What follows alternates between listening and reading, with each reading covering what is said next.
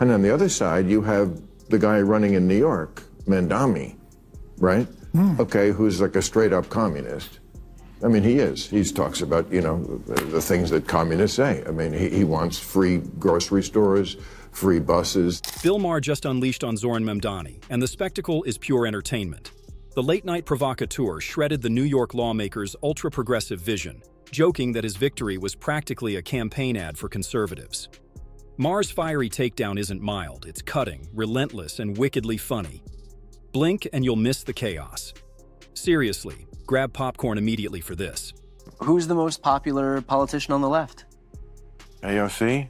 I don't know. One of, but who's, you know, Bernie is, Bernie, yeah. Bernie is, I mean, he's not a capitalist, you know? No, he's not. And he's also not president. He's not, but never would be. But neither is Mamdani. No, no, but he will, trust me, he will be featured in the campaign commercials. They're going to feature people, they boogeyman everybody. Yeah, but you don't have to boogeyman him. He does it to himself. Maher's not wrong. Republicans don't need to conjure a scary caricature of Zohran Mamdani when he volunteers for the role every time he speaks. With Mamdani on track for a New York mayoral win, skeptics warn his success would be a political jackpot for the GOP, a flashing neon sign claiming Democrats are drifting into ideological fantasyland. Mamdani swears he's simply a democratic socialist, though that reassurance only lands inside his own cheering section. And Maher? He's not buying the pitch. To him, Mamdani embodies that starry-eyed left-wing dreaming that may sound virtuous, but hands conservatives a perfectly wrapped talking point. This must be horrible for a guy like you, who you spent your whole life talking about how government tries to do too much, which it does, and spends too much. And here you have Trump, who is the Republican, who is aggrandizing more power than anybody, as we just talked about. And on the other side, you have the guy running in New York, Mamdani, right? Okay, who's like a straight up communist. I mean, he is. He talks about, you know, the things that communists say. I mean, he wants free grocery stores, free buses. I want him to win. You want him to win? Yeah. At first glance, the pitch sparkles with utopian shine, all warm promises and magazine cover applause. Tug at the seams, though, and the fantasy phrase fast into something darker. Sure, dreamers may swoon. Yet to anyone who watched socialist experiments crumble, it feels like history's cold rerun dressed up as forward thinking and hope again. I think every 20 years or so. Wait. We need every 20 years or so, we need a conspicuous, confined experiment with socialism so we can crack it up again. Socialist slogan used to be, workers of the world unite, you have nothing to lose but your chains. The new socialist slogan is, trust us, this time it won't be a mess. Yep, socialist projects have face-planted so often that most folks treat the ideology like a stove they burn their hand on. Except, of course, the younger crowd, dazzled by shiny promises of fairness and free-for-all futures. The snag isn't just selfishness, it's the gears of human behavior. People thrive on challenge, on incentive, on knowing ideas and effort matter. Strip away competition and flatten rewards, and engines stall. Paper pushers multiply. Rot creeps in. Soon, a system built for equality sours into a maze of waste and bitterness. History has made this point loud enough. When government grabs the wheel for everything, the machine eventually buckles under the load. Mamdani's proposals, full of state giveaways and sweeping control, look tender and noble on a flyer, but wobble in reality. Without room to build, trade, and dream freely, progress slows to a crawl, and sooner or later, everyone ends up equal only in disappointment, not prosperity. When the post-war Labour government in Britain was about to get started, one of their leading lights was a socialist named Nurian Bevan. He said, what could go wrong? He said, we have a nation bedded on coal, surrounded by fish. It would take an organizational genius to have a shortage of either. In 3 years, they had a shortage of both.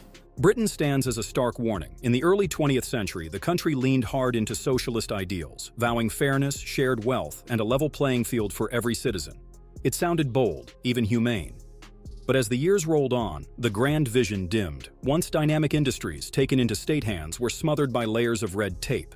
Output collapsed, prices surged, and the economic engine barely sputtered along.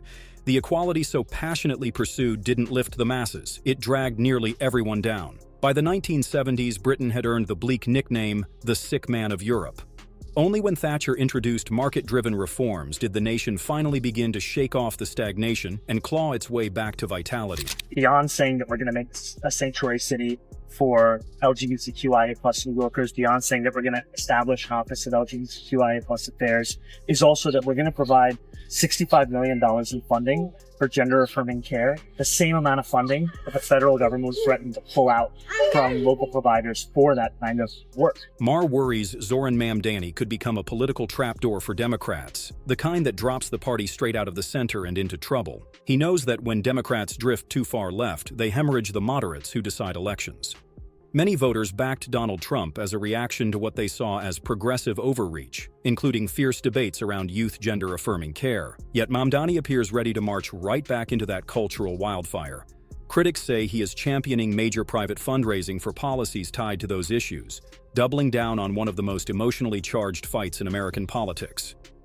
To Maher Democrats who prize pragmatism over purity tests, Mamdani's blueprint isn't bold, it's disastrous. It offers Republicans a gift-wrapped argument that the left has wandered away from common sense, real-world priorities, and the concerns of the average voter. He has attacked you personally and publicly like this.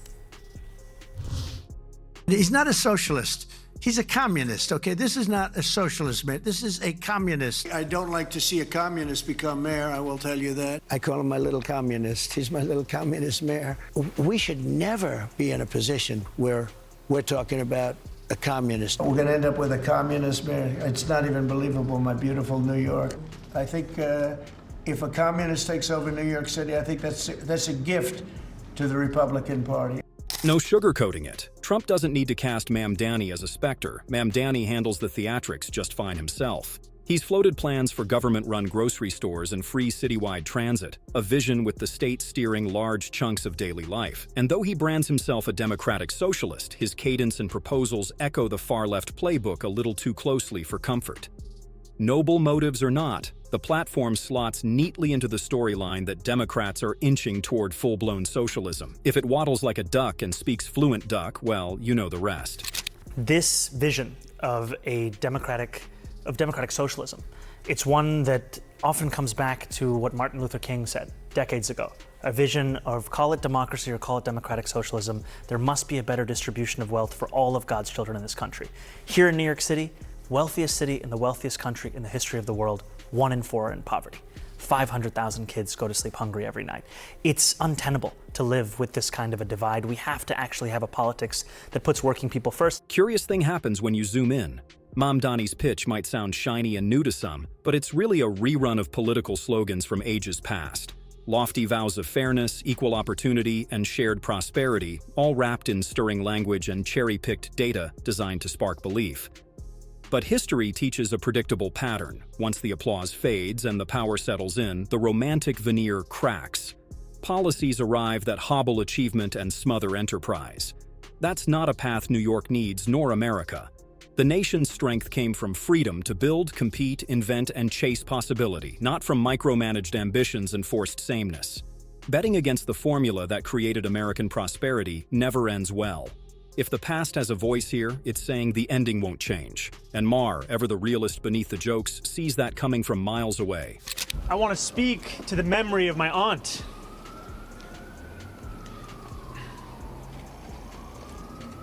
Who stopped taking the subway after September 11th because she did not feel safe in her hijab. Well, it wasn't so much his aunt as his dad's cousin, but, semantics. Douglas, is he ready to lead? No, in absolutely no way is he ready to lead, and that was just another reminder of it. This is such a self-involved little narcissist with so little going for him. And that's the playbook, isn't it? Craft slightly embellished, heart-tugging tales to stir emotion and scoop up support. It's an old political trick polished to a shine. For Democrats fluent in identity-driven storytelling, Zohran Mamdani's narrative is tailor-made, sentimental, symbolic, wrapped in virtue and framed as progress through empathy. The machine will adore it, crowning him a champion of the unheard and the city's moral compass. But those who look past the soft focus framing and gauzy language see something else entirely. They won't be fooled by poetic monologues or curated hardship. They understand that stirring narrative isn't the same as solid leadership. Mamdani's story may enchant idealists, but to pragmatists, it's stagecraft. Gracefully delivered, emotionally precise, yet disappointingly hollow where substance should live. But he even decides to turn the memory of 9/11 and the 3,000 Americans of that day into a story about his aunt and the subway. It's interesting, like so many things that this smarmy candidate does, he makes it about himself and it all turns out to be untrue anyway. It seems to the extent that he had any such aunt in question, she wasn't in New York at the time, and in any case, didn't wear the headscarf. Turns out that warm and glowy origin tale around Zohran Mamdani doesn't exactly sparkle when examined up close. Yet in deep blue New York, things play by different rules. Allegiance often outweighs evidence, and he looks ready to glide into office despite the narrative fissures already showing. The suspense isn't about whether he wins, but what happens once campaign poetry meets the concrete grind of governing one of the world's most chaotic cities. Slogans are easy. Running New York is a whole different arena. Watching Mamdani face that weight will be fascinating.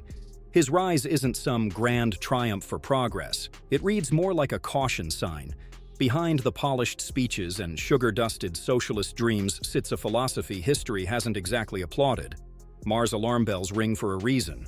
If Mamdani guides New York down that path, the damage won't stop at City Hall. It could redraw the Democratic brand entirely. And with that, we wrap today's breakdown. If this hit the mark, go ahead and tap like and subscribe for more. Appreciate you watching and catch you next time.